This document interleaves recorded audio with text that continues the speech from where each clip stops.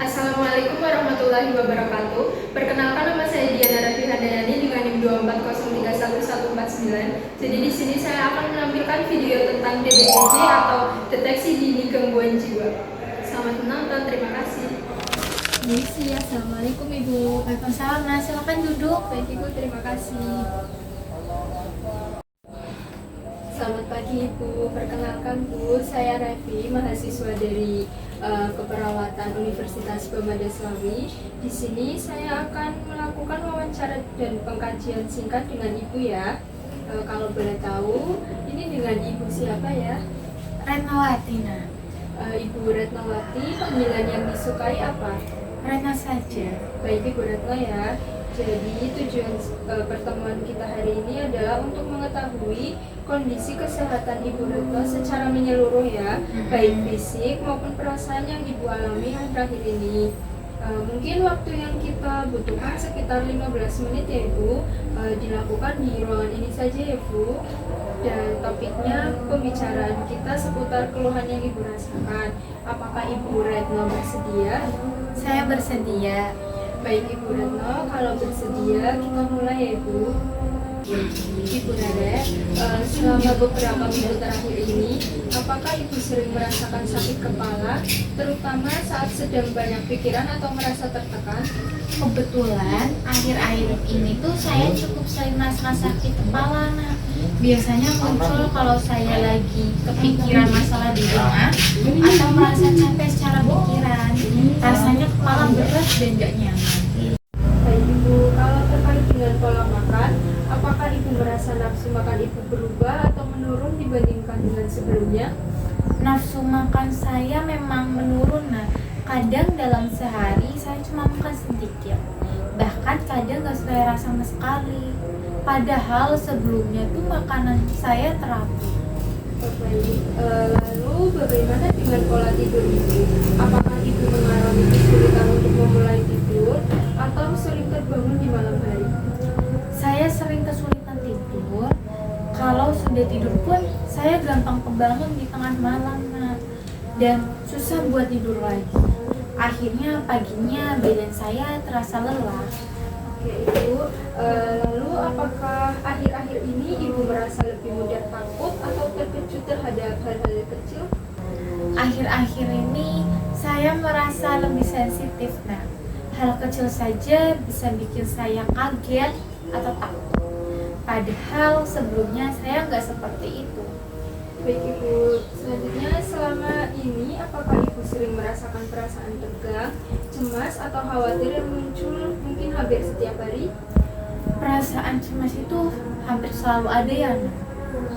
Saya sering merasa khawatir tanpa tahu jelas penyebabnya, dan rasanya sulit untuk benar-benar tenang.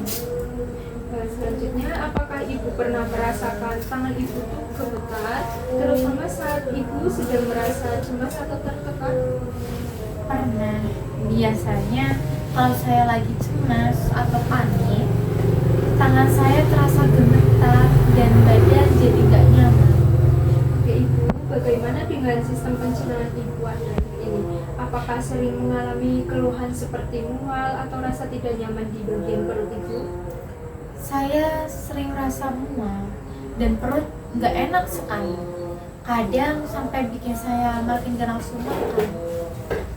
Oke Bu, lalu apakah kondisi tersebut mempengaruhi kemampuan Ibu untuk berpikir jernih atau berkonsentrasi dalam aktivitas Ibu sehari-hari? Betul sekali, Nak. Saya jadi susah sekali fokus. Kalau lagi ngerjain sesuatu, pikiran saya sering melayang dan rasanya gak maksimal. Baik Ibu, dalam keseharian, apakah Ibu sering merasakan perasaan yang tidak bahagia atau mungkin kehilangan rasa senang seperti itu? Saya sering merasa sedih dan gak bahagia sama sekali. Kadang saya sendiri bingung kenapa bisa merasa seperti itu. Baik Ibu, selanjutnya apakah akhir-akhir ini Ibu menjadi lebih sering menangis meskipun tanpa alasan yang jelas? Saya sering menangis sendiri. Kadang bahkan tiba-tiba saja saya menangis. Setelah menangis pun rasanya masih kosong. Nah, apakah Ibu merasa kesulitan untuk menikmati kegiatan yang sebelumnya Ibu pernah lakukan? Kegiatan yang dulu saya suka sekarang rasanya biasa saja. Saya nggak ngerasa senang seperti dulu lagi. Terus dalam mengambil keputusan sehari-hari, apakah Ibu merasa lebih ragu atau kesulitan dibandingkan dengan sebelumnya? Sekarang saya sering ragu. Mau ambil keputusan kecil saja rasanya berat dan takut sekali salah. Baik, Ibu. Lalu apakah kondisi yang Ibu alami ini sampai mengganggu pekerjaan atau aktivitas Ibu sehari-harinya? Kebetulan sekali aktivitas saya jadi terdampak. Kadang saya jadi menunda-nunda pekerjaan karena merasa capek dan gak semangat. Ibu, apakah Ibu pernah merasa bahwa Ibu itu tidak mampu melakukan hal-hal yang bermanfaat dalam hidup? Seringkali saya merasa seperti nggak ada gunanya dan nggak bisa berbuat banyak untuk keluarga. Selanjutnya, apakah Ibu menyadari adanya penurunan minat terhadap berbagai hal yang sebelumnya Ibu pernah lakukan? Minat saya ke kegiatan-kegiatan saya sebelumnya itu menurun ya Nak. Rasanya nggak ada yang benar-benar menarik sekali. Terus Ibu pernah merasa bahwa diri Ibu tidak berharga atau merasa rendah diri nggak? Saya sering merasa rendah diri dan merasa saya ini nggak berharga dibandingkan orang lain.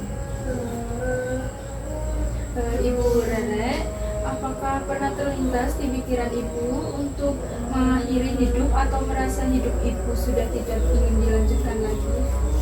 Kebetulan sesekali pikiran itu terlintas di benak saya, terutama saat perasaan saya sangat berat. Tapi sejauh ini saya belum pernah sampai mencoba melakukan hal tersebut. Ibu Cahaya, lalu bagaimana dengan tingkat energi Ibu? Apakah Ibu sering merasa lelah meskipun tidak melakukan aktivitas yang berat? Hampir setiap hari saya merasa lelah ya Nak. Walaupun tidak melakukan pekerjaan berat, badan rasanya nggak bertenaga. Terus, apakah rasa lelah tersebut juga disertai dengan keluhan fisik lain, Bu? Seperti rasa tidak nyaman di perut? Kebetulan seringkali rasa lelah itu digerangi dengan perut yang terasa nggak enak. Baik Ibu, terima kasih banyak ya Ibu Retno karena sudah terbuka dan jujur mau menceritakan semua yang Ibu rasakan. Itu bukan hal yang mudah dan saya sangat mengapresiasinya ya Ibu. Tadi Ibu juga bercerita dengan sangat terbuka, bagus sekali ya Ibu. Baik Ibu, setelah kita berbincang cukup lama, bagaimana perasaan Ibu sekarang? Saya merasa lebih tenang Nak, karena akhirnya saya bisa bercerita. Baik Ibu, seperti yang saya lihat sekarang, Ibu sudah merasa lega dan juga tampak lebih tenang ya Ibu. Langkah selanjutnya, mungkin saya menyarankan Ibu untuk mendapatkan pendampingan lanjutan agar kondisi Ibu bisa ditangani dengan lebih baik ya. Kita akan membuat kesepakatan ya Ibu untuk pertemuan selanjutnya. Untuk waktunya mungkin besok ya Ibu, sekitar jam 10. Apakah Ibu Retno di rumah? Saya di rumah. Baik Ibu, mungkin besok saya akan datang ke sini ya Ibu di pukul 10 ya. Untuk tempatnya mungkin di sini saja ya Ibu. Topiknya mungkin membahas perkembangan kondisi Ibu ya. Baik Ibu, Ibu bersedia ya Ibu berarti? Bersedia. Baik, sebelum saya pamit, apakah Ibu Retno ada yang ingin ditanyakan? Kebetulan tidak ada. Baik Ibu, jika Ibu Retno tidak ada yang ingin ditanyakan, saya cukupkan ya Ibu kegiatan hari ini. Terima kasih ya Ibu, Ibu sudah Sama-sama. berani bercerita. Semoga kondisi Ibu jauh lebih baik ya Ibu. Terima kasih ya Nak. Ya Ibu, terima kasih ya Ibu, saya permisi. Iya.